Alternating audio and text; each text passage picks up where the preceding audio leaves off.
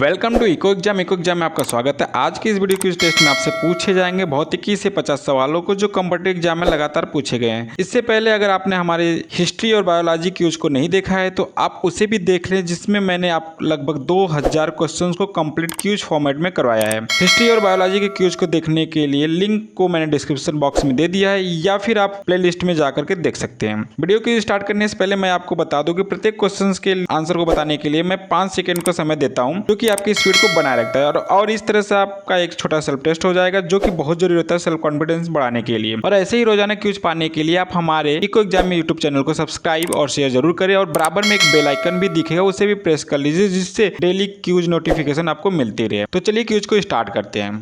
पृथ्वी पर ऊर्जा का सबसे विशाल स्रोत क्या है?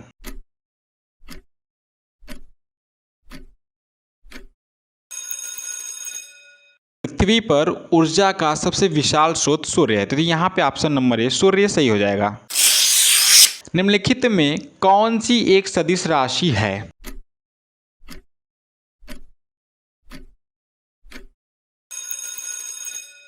निम्नलिखित में से संवेग एक सदिश राशि, तो यहाँ पे ऑप्शन नंबर सी संवेग सही हो जाएगा। बर्नौली प्रमेय आधारित है किस पर?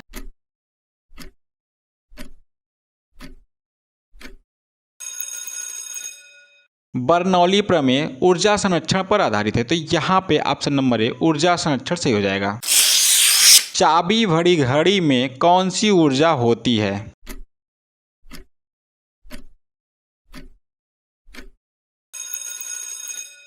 चाबी भरी घड़ी में स्थिति ऊर्जा होती है, तो यहाँ पे ऑप्शन नंबर ए स्थितिज ऊर्जा सही हो जाएगा। इनमें से कौन नवीकरणीय ऊर्जा है?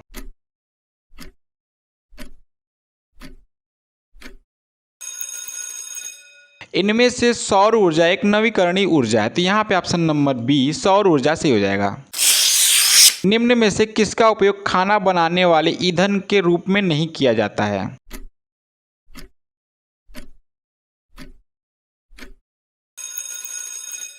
निम्न में से सीएनजी का उपयोग खाना बनाने वाले ईंधन के रूप में नहीं किया जाता, यहाँ पे ऑप्शन नंबर सी सीएनजी सही हो जाएगा।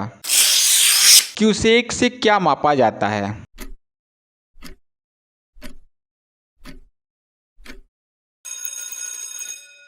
क्यूसेक से जल की बहाव मापा जाता है, तो यहाँ पे ऑप्शन नंबर ए जल का बहाव सही हो जाएगा। पृथ्वी के गुरुत्वाकर्षण का कितना भाग चंद्रमा के गुरुत्वाकर्षण के सबसे नजदीक है?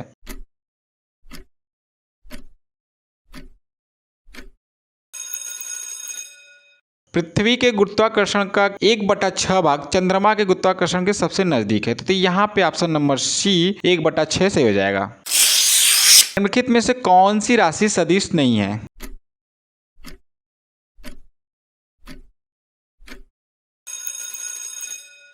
निम्नलिखित में से आयतन सदिश राशि नहीं, तो यहाँ पे ऑप्शन नंबर बी आयतन सही हो जाएगा। विद्युत मात्रा की इकाई क्या है?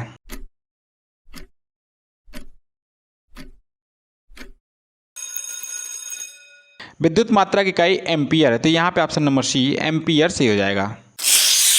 कार्य का मात्रक क्या है?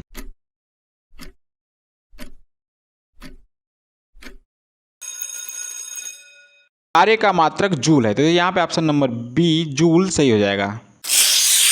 पास्कल इकाई है किसका?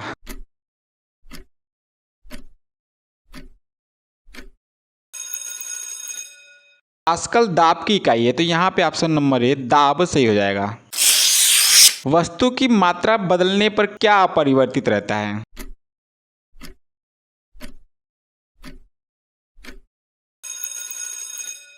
वस्तु की मात्रा बदलने पर घनत्व अपरिवर्तित रहता है, तो यहाँ पे ऑप्शन नंबर बी घनत्व सही हो जाएगा। ऊर्जा के सभी रूप में अंततः स्रोत किसे माना जाता है?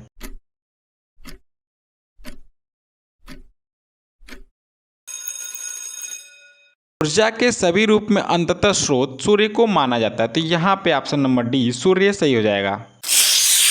एम्पियर क्या नापने की इकाई है?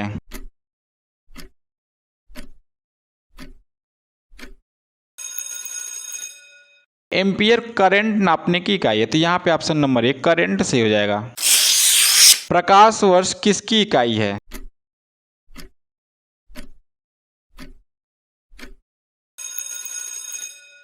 प्रकाश वर्ष दूरी की इकाई, तो यहाँ पे ऑप्शन नंबर सी दूरी की सही हो जाएगा।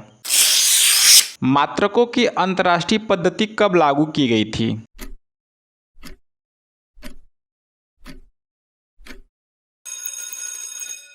मात्रकों की अंतर्राष्ट्रीय पद्धति 1971 ईस्वी में लागू की गई थी। यहाँ पे ऑप्शन नंबर बी 1971 से हो जाएगा। किस वैज्ञानिक ने सर्वप्रथम बर्फ के दो टुकड़े को आपस में घिसकर पिघला दिया था?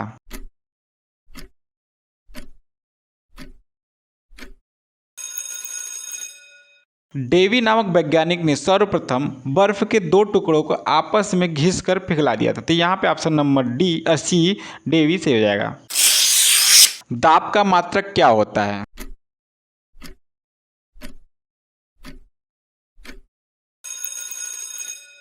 दाब का मात्रक पास्कल होता है। तो यहाँ पे ऑप्शन नंबर डी पास्कल से हो जाएगा।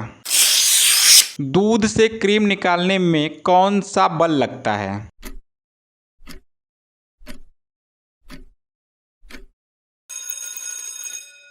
दूध से क्रीम निकालने में अपकेंद्रीय बल लगता है। तो यहाँ पे ऑप्शन नंबर सी अपकेंद्रीय बल से हो जाएगा। निम्नलिखित में से कौन वेक्टर मात्रक है?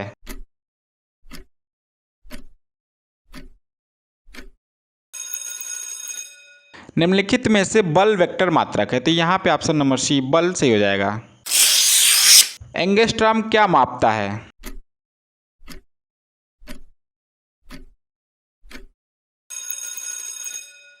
एंगस्ट्रॉम तरंग दैर्ध्य को मापता है। तो यहाँ पे ऑप्शन नंबर ए तरंग दैर्ध्य से हो जाएगा।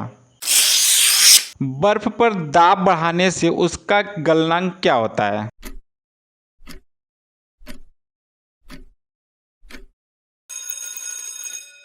बर्फ पर दाब बढ़ाने से उसका गलनांक घट जाएगा। तो यहाँ पे ऑप्शन नंबर ए घट जाएगा से हो जाएगा। नाभिकीय ऊर्जा प्राप्त करने हेतु क्या आवश्यक है?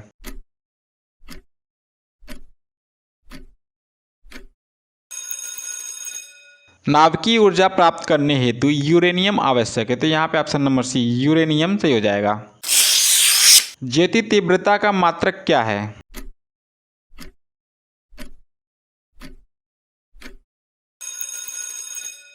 ज्योति तीव्रता का मात्रक कैंडला है। तो यहाँ पे ऑप्शन नंबर बी कैंडला से हो जाएगा।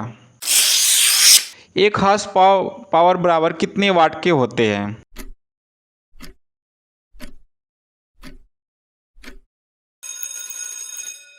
एक हॉर्स पावर बराबर 746 वाट के बराबर होता है। तो यहाँ पे ऑप्शन नंबर डी 746 वाट से ही हो जाएगा। वायुमंडल में बादलों के तैरने का कारण क्या है?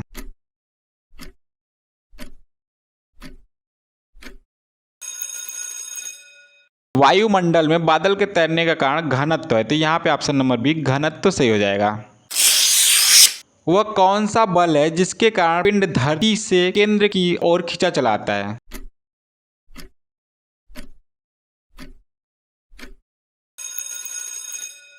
गुरुत्वाकर्षण बल के कारण कोई भी पिंड धरती के केंद्र की ओर खींचा चला आता है। तो यहाँ पे ऑप्शन नंबर सी गुरुत्वाकर्षण बल से हो जाएगा।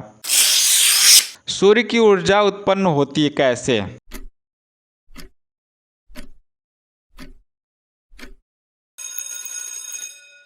सूर्य की ऊर्जा नाभिकीय संलयन द्वारा उत्पन्न होती है। तो यहाँ पे ऑप्शन नंबर डी नाभिकीय संलयन से हो जाएगा। खाद्य ऊर्जा को हम किस इकाई में माप सकते हैं?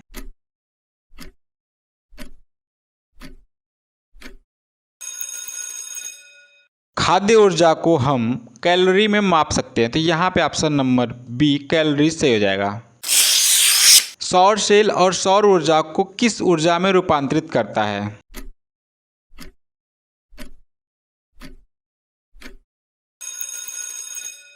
सौर सेल सौर ऊर्जा को विद्युत ऊर्जा में रूपांतरित करता है। तो यहाँ पे ऑप्शन नंबर ए विद्युत ऊर्जा से हो जाएगा। निम्नलिखित में से किस द्रव का घनत्व सबसे कम है?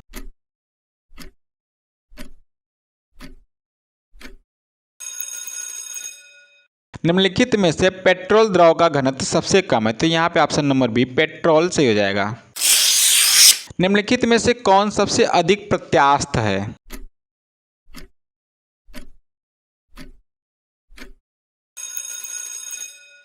निम्नलिखित में से स्टील सबसे अधिक प्रत्यास्थ है। तो यहाँ पे ऑप्शन नंबर डी स्टील से हो जाएगा।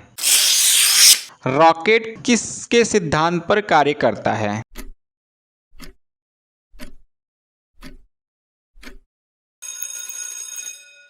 रॉकेट संवेग संरक्षण के सिद्धांत पर कार्य करता है। तो यहाँ पे ऑप्शन नंबर सी संवेग संरक्षण सही हो जाएगा। ऊष्मा एक प्रकार की ऊर्जा है जिसे कार्य में बदला जा सकता है। इसका प्रत्यक्ष प्रमाण सबसे पहले किसने दिया था?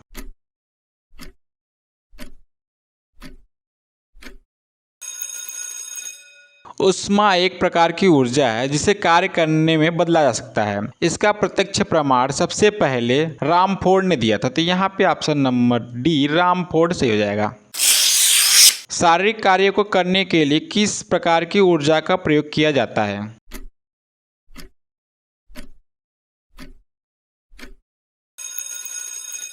शारीरिक कार्यों को करने के लिए पेशी ऊर्जा का प्रयोग किया जाता है। तो यहाँ पे ऑप्शन नंबर सी पेशी ऊर्जा सही हो जाएगा।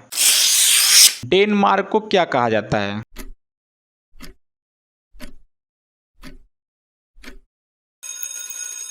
डेनमार्क को पवनों का देश कहा जाता है। तो यहाँ पे ऑप्शन नंबर सी पवनों का देश सही हो जाएगा।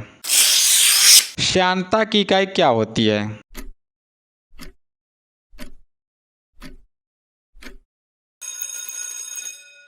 श्यानता की इकाई पॉइज होती है। तो यहाँ पे ऑप्शन नंबर ए पॉइज सही हो जाएगा। गुरुत्वाकर्षण के सार्वभौमिक नियम का प्रतिपादन किसने किया था?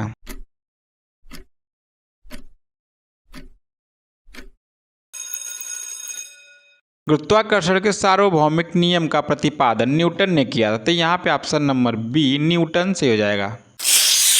सौर सेल बनाने के लिए किस धातु का उपयोग किया जाता है?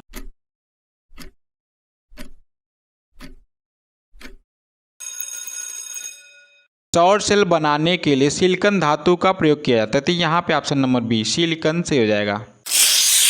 पारसेक किसकी इकाई है?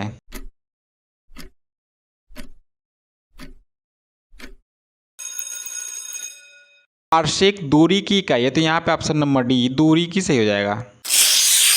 आर्किमिडीज का नियम निम्नलिखित में से किससे संबंधित है?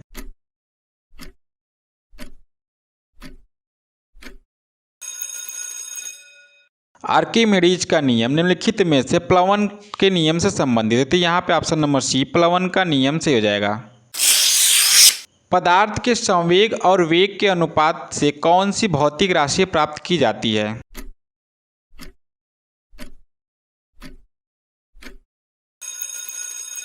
पदार्थ के संवेग और वेग के अनुपात से द्रव्यमान भौतिक राशि प्राप्त की जाती है। यहाँ पे ऑप्शन नंबर बी द्रव्यमान सही हो जाएगा। एसआई पद्धति में लेंस की शक्ति की इकाई क्या होती है?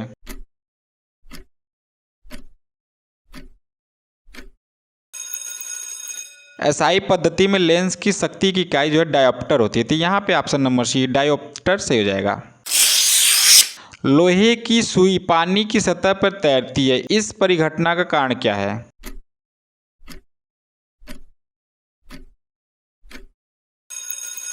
लोहे की सुई पानी की सतह पर तैरती है। इस परिघटना का कारण पृष्ठ तनाव है। तो यहाँ पे ऑप्शन नंबर सी पृष्ठ तनाव सही हो जाएगा। जल में तैरना न्यूटन की गति के किस नियम के कारण संभव है?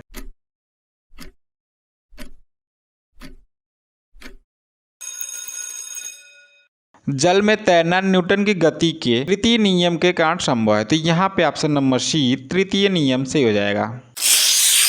निम्नलिखित में से कौन एक सदिश राशि नहीं है?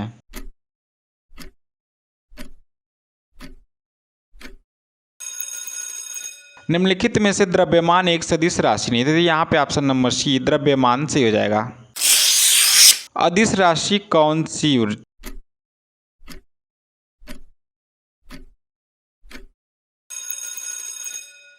इनमें से ऊर्जा एक अदिश राशि है। तो यहाँ पे ऑप्शन नंबर बी ऊर्जा से हो जाएगा।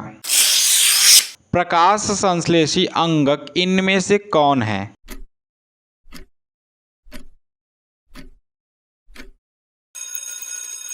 प्रकाश संश्लेषिक अंगक इनमें से हरित लवक है। तो यहाँ पे ऑप्शन नंबर सी हरित लवक से हो जाएगा। तो ये था हमारा आज का वीडियो क्यूज। ये आपको कैसा लगा प्लीज कमेंट बॉक्स में जरूर बताइएगा, और आपने 50 सवालों में से सही जवाब कितने दिया। मैं आपसे एक बार फिर कहता हूं, अगर अभी तक आपने हमारे इको एग्जाम यूट्यूब चैनल को सब्सक्राइब नहीं किया है तो इसे सब्सक्राइब जरूर कर ले, और बराबर में एक बेल आइकन भी दिखेगा, उसे भी प्रेस कर लीजिए, जिससे डेली क्यूज इन्फो नोटिफिकेशन आपको मिलती रहे। Eco exam always with you. Thank you for watching me.